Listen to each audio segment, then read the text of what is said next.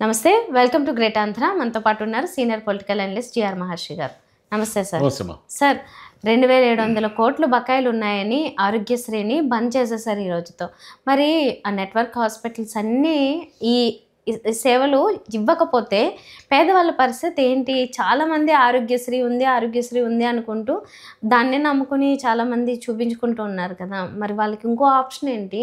Government మళ్ళీ దీన్ని ఎప్పటికి సెట్ చేస్తదా? చేయదా? ఆప్షన్ లేదు, చనిపోవడమే. సింపుల్గా చెప్పాలంటే ఆరోగ్యం దక్కనప్పుడు ఎవరైనా ఒక మనిషి ఏమవుతాడు? చనిపోతాడు. ఆరోగ్యం దక్కాలంటే ఏం ఉండాలి? డబ్బులు ఉండాలి. డబ్బులు ఉండాలి అంటే ప్రభుత్వం మనకు వైద్యం చేయాలి.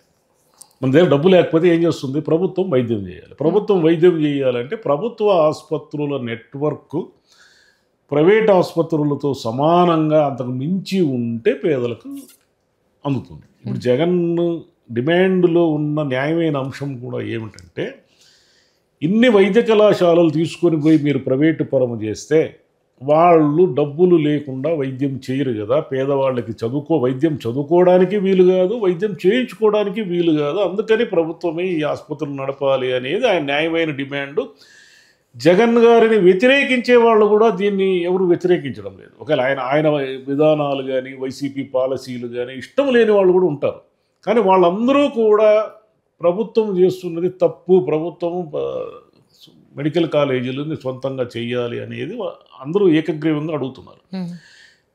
దీనికి అనుబంధంగా ఈరోజు ఏం జరిగిందంటే, సరే నిన్న మెడికల్ కాలేజీల మీద గొడవ జరిగిన తర్వాత ఈ రోజు నుంచి 2700 కోట్ల రూపాయలు బకాయిలు ఇక మా వల్ల కాదు, మేము ఇంక చేయలేము సర్వీసు అనేసి అన్ని నెట్వర్క్ ఆసుపత్రులు ఆరోగ్యశ్రీ సేవలను బంద్ చేశాయి.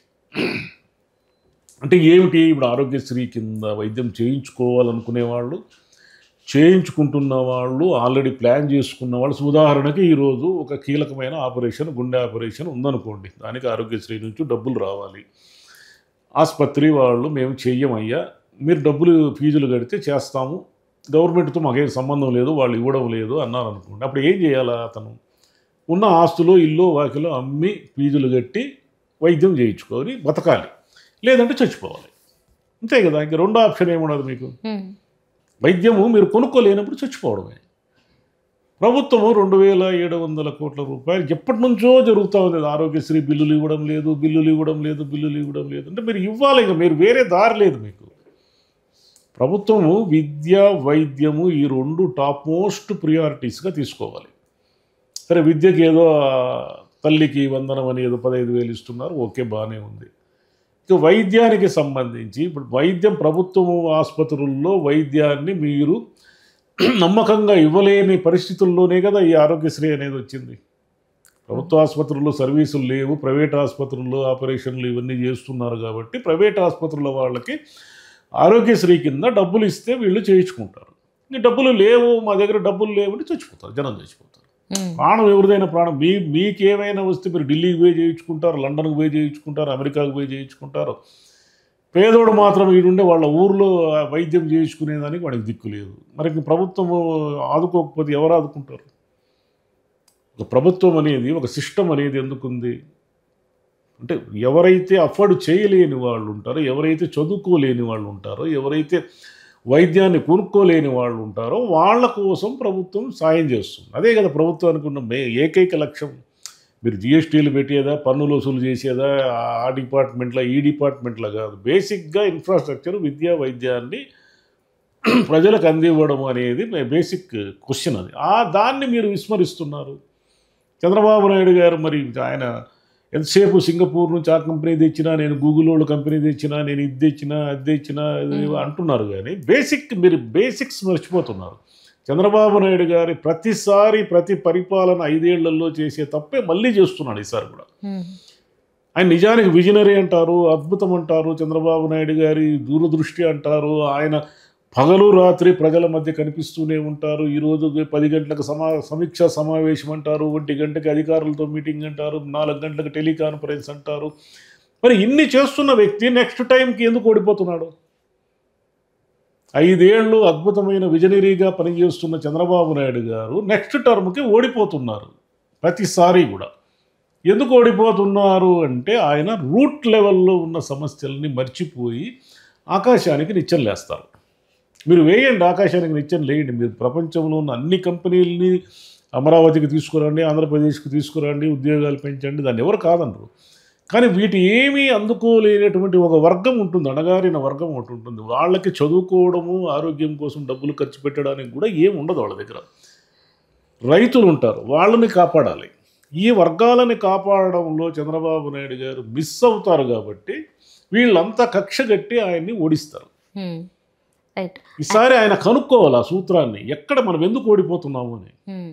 ఈ సింగపూరు లేకపోతే ఇంకోటి ఆ మోడల్స్ అమరావతికి పరిమితం చేయకుండా ఇంకా ఇంకో విధంగా ఆలోచిస్తే, ఇప్పుడు చైనా లాంటి దేశాలు ఇక్కడంతా కూడా మనము ఎలా చూస్తాము, ఏదో మనకి ఏదో శత్రు దేశంలాగా లేకపోతే ఇంకోలాగా ఏదో ఫ్లూక్లో దానికి కలిసి వచ్చేసింది, ఇండియా కలిసి రాలేదు, ఇట్లాంటివన్నీ మాట్లాడతాం. కానీ అక్కడున్న గవర్నమెంట్ హాస్పిటల్స్ అవన్నీ చూస్తుంటే మతిపోతుంది. అక్కడ రోడ్లు చూసినా అలాగుంటాయి, ఎంతో ముందుకు వెళ్ళిపోయింది.